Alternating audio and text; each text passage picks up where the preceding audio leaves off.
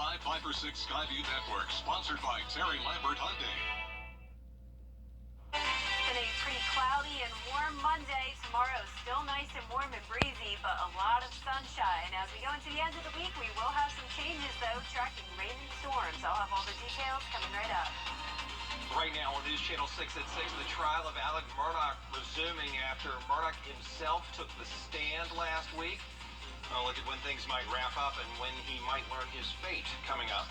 Plus, the group Augusta Tomorrow working on a new master plan for downtown. We have a look at what may be in store.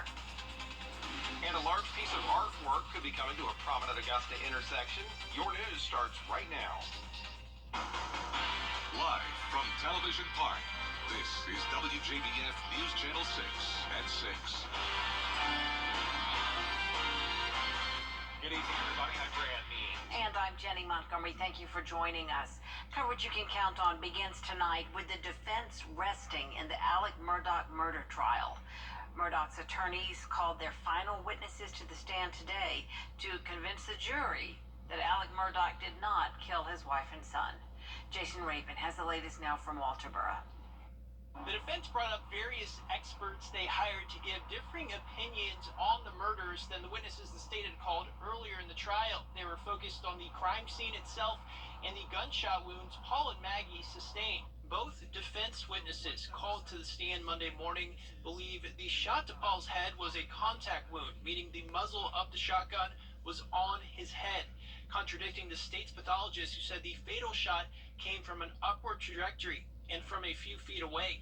A blood spatter expert hired by Murdaugh's attorneys believes whoever shot Paul would have been covered in his blood and other biological material and possibly be injured themselves. Mr. Palmbach, do you have an opinion based upon more probably than not than whether there was one or two shooters who murdered Maggie and Paul on the night of June 7th? I do have an opinion on that. And what's your opinion? My opinion is the totality of the evidence is more suggestive of a two-shooter scenario. Monday, Judge Clifton Newman said he would allow the jury to visit the Moselle property and see the scene of the murders for themselves. Murdaugh's defense team had requested this. In Walterboro, I'm Jason Rabin. Closing arguments are expected tomorrow, and the jury is expected to tour the murder scene Wednesday. Richmond County investigators searching for a shooting suspect tonight. Here's what we know. They say Jermaine Brooks fired several shots at another man at an apartment on Acapulco Drive. That was on February 20th. If you know where Brooks is, please call law enforcement where you live. A prayer vigil will be held tonight in Thompson for Robin Reeves. The mother of two young children was murdered 22 years ago. In a February 2022 Cold Case Project feature, the Georgia Bureau of Investigation says Reeves was stabbed to death. There are no suspects in the case today. If you want to take part in the vigil, it's being held at 220 Gordon Street at 7 o'clock. A local Georgia State employee in jail tonight in McDuffie County. The GBI says Bobby Evans, who worked as a community supervisor for the Department of Community Supervision, got arrested on Friday, charged with 2 counts of sexual assault of a probationer or parolee and 1 count of violation of oath of office by a public officer. He has been fired. Downtown Augusta may soon see some changes. Augusta Tomorrow is working on a new master plan for the downtown area. Commissioners approved $150,000 of the $400,000 budgeted for the project last week. That group has planned and carried out projects in the downtown area for more than 3 decades. Previous projects include the Augusta Common, Riverwalk, and 5th Street pedestrian bridge. And so some of the things that people have talked about that are on people's mind are things like the boathouse, things like the Augusta Common expansion, things about some property over in North Augusta right along the river, extending the Riverwalk. North Augusta Mayor Britton Williams says Augusta Tomorrow is doing positive things, and he sees value in working with them to improve both sides of the river. Meteorologist Jenna Petracci in for Tim tonight. Jenna, another nice day, but some rain in the forecast for later this week. Yeah, that's exactly right, Jenny. It was a really nice warm start to the work week. Pretty cloudy today, but that doesn't mean we'll see a lot of rain for today. We just have some isolated showers, but more rain on the way later on this week. But here's our almanac. High of 78 degrees, well above average average, and our low temperature was also 10 degrees above average, so we're still under the spring-like pattern. 76 now in Augusta, 74 in Thompson and Evans, Millen at 78, upper 70s in Swainsboro. A couple of our southern counties made it to that 80-degree mark today. 73 in Crawfordville and Gibson, 75 in Edgefield and Lincolnton. A beautiful sunset on our Terry Lambert Hyundai Skyview cam over at the airport despite the cloud cover. Breezy winds still and very high gusts as well. 17 miles per hour sustained in Aiken, 15 in Augusta, wind gusts around 25 to 30 miles per hour now, and these are coming in from the southwest. Now this pattern will continue over the next few days, but the wind advisory will be dropped within the next hour. That's for Wilkes and Tulliver County, where the highest wind gusts were today. Tomorrow will be more so just breezy, around 15 to 20 miles per hour. As for satellite and radar, just the clouds coming in from the northwest. We had a few spotty showers approach our northern counties, pretty much dissipating though by the time they pass through. As we go into the rest of this evening, we could see some more light shower activity, but no strong storms to worry about. Severe weather happening now along the border of Tennessee and North Carolina, but that'll be staying off towards the north of us. So nothing to worry about over the next couple of days. In fact, tomorrow will be really nice and sunny. Partly cloudy skies for now, mild temperatures, still that strong southwest wind until 10 o'clock tonight. And tomorrow will be nice and warm as well. Once again, continued breezy conditions. Tomorrow will be the sunniest day of the week. And then as we go into Thursday, rain will be here with strong storms and possibly even severe weather by Friday. So coming up, I'll have all the details on that, but back to you. Plans moving forward tonight for new public art in Augusta. One piece of art is planned for one of the city's intersections. It will go at the roundabout located at Milledgeville and North Leg Roads in Augusta. News Channel 6's George Escala explains.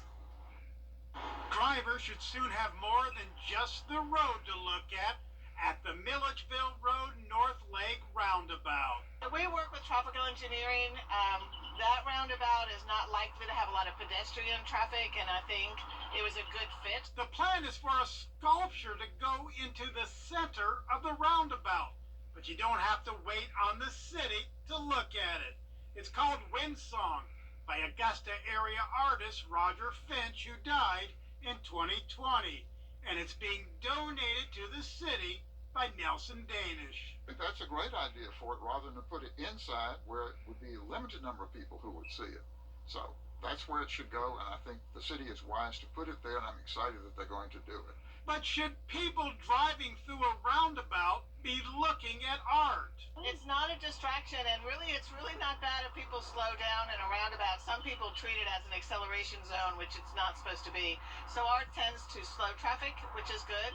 This roundabout handles lots of cars per day, but there are more prominent ones in town, like on Berkman's Road, which will see tens of thousands of cars a day during Masters. But putting a sculpture here is not the city's call. That roundabout has been landscaped by the Augusta National and is totally maintained, and has all the decision making is with the Augusta National. Augusta traffic engineers have signed off on putting the sculpture at the Milledgeville Road North Leg roundabout, so it looks like this effort will not stop. In Augusta, George Escala, WJBF, News Channel 6. A sculpture is also planned for the Twig Circle roundabout. Georgia state lawmakers are pushing for funding to fix state students, and a lot of licensed psychologists offer online sessions covered by health insurance. Meteorologist Jennifer Tracci back with us now. Yeah, tonight we have some isolated light showers around. That returns on Wednesday, but it's Thursday where we'll have some rain move in, and Friday where there will be strong to severe storms. I'll have the details coming up after this break. Every day, ordinary people in the CSRA do extraordinary things to serve our community. Each month, News Channel 6 recognizes these outstanding volunteers with the Giving Your Best Award. Do you know an everyday hero who goes the extra mile to help others?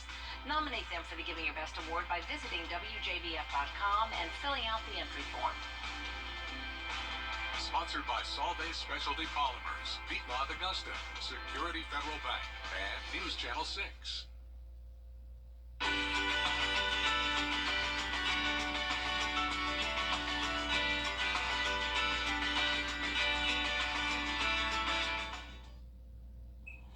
Now, your most accurate forecast. forecast with WJBF Live Viper 6. It was a nice warm start to the work week. Pretty cloudy though. Here's our Terry Lambert Hyundai Skyview cam over at SRP Park in North Augusta.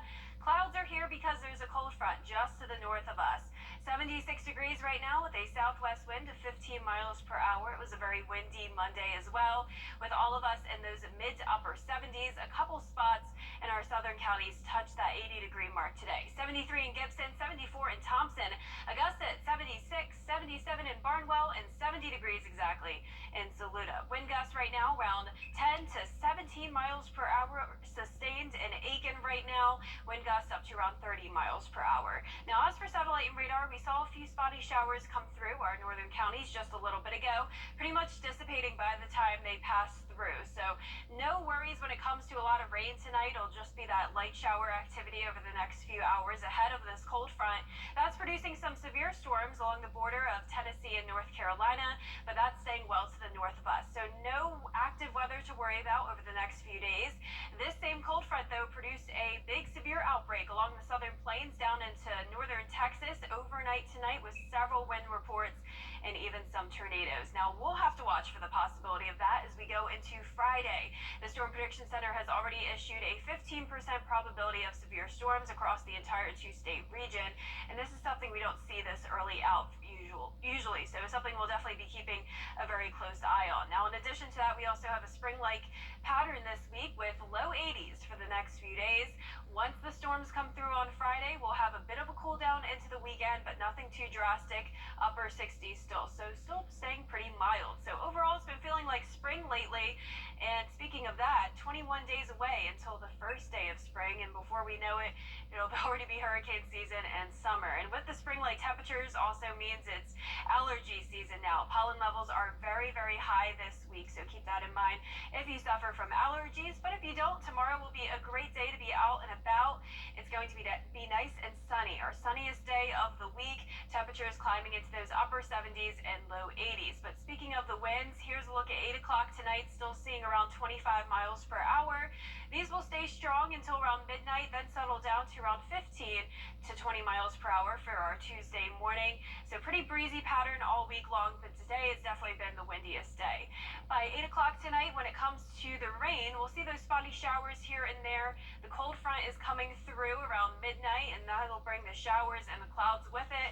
By 5 a.m. on Tuesday, looking like a clear start to the morning and a lot of sunshine by the afternoon. So a beautiful day. Lows tonight in the upper 50s through mid-60s. Really depends on the location of the front, but very mild nonetheless. And then for tomorrow, upper 70s through low 80s.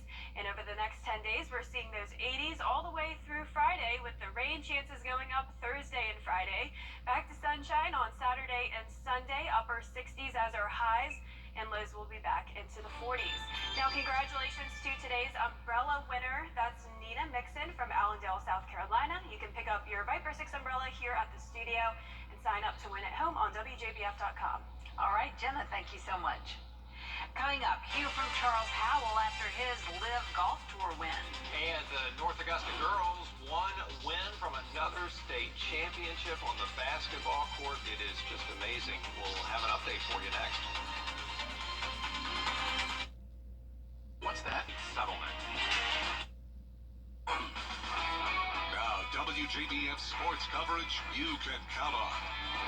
The North Augusta girls basketball team will play for the 4A state championship for the sixth time in the last 7 seasons. The Lady Jackets program won 4 straight titles from 2017 to 2020. North Augusta taking down Wade Hampton on Friday in the upper state championship at Bob Jones University in Greenville. Al Young's team has been #1 in the state all year. They've got a great mix of talent and size. They start 3 seniors, but also start 2 freshmen. Many of the girls on this team vividly remember losing in the state championship a year ago, and they've been on a mission to reclaim their crown ever since. Well, I think we're motivated by that, but I think we also got to make sure we understand that nothing's given to us, that we got to go out and work and make things happen. We fought hard last year, came up short, and certainly don't want to do that again this year. It's definitely motivated us, get back to it this year and actually, pull through. Work so hard through the summer, and we worked so hard to get to this point, to light it up. So they'll play Westwood Thursday at 5:30 at the Convocation Center at USC Aiken.